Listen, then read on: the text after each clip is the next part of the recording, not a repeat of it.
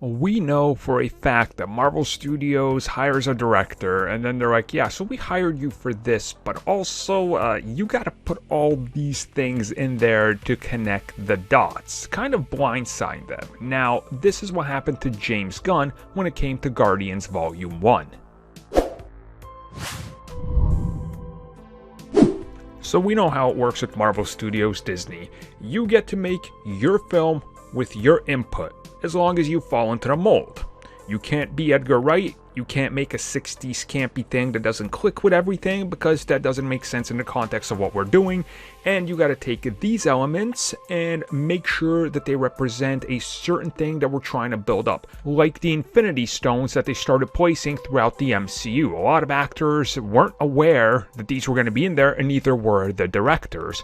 So recently James Gunn was talking about this, and he specifically wanted to talk about how Thanos was one of these things that he did not expect was going to be in there, and then he said there was complications were getting it done because he didn't know how to do it. Essentially what he said was the complications were mainly due to having the two bad guys, Ronan and Thanos, there at the same time, and including this and the Infinity Stone was an extra step he had to do and an extra complication that he had to work in there now, considering he already had ideas and stories and things that were in motion.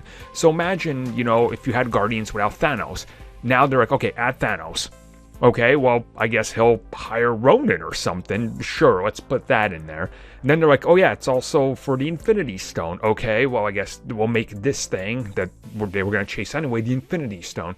Okay, now make sure there's this element because they're the daughters of Thanos. Okay, so, you can kind of see what the problem is, and luckily, you have talented writers and a talented director and a studio that's willing to work with you and make it all work towards the same goal and come out with something that's quality-like. And obviously, at this time, it was a different Marvel Studios. Like, when they were shooting Guardians, they were right then and there still working on Thor: The Dark World, and that film had a lot of problems because originally they were like, well, whatever this red substance is, it wasn't going to be an Infinity Stone, but then they realized what their end goal was, that the fact that they were going to be doing Thanos. They're like, well, I guess we'll make the ether an Infinity Stone, I guess, and then they're like, okay, so what do we do? They're like, well, just toss that in there, we'll add a bunch of exposition.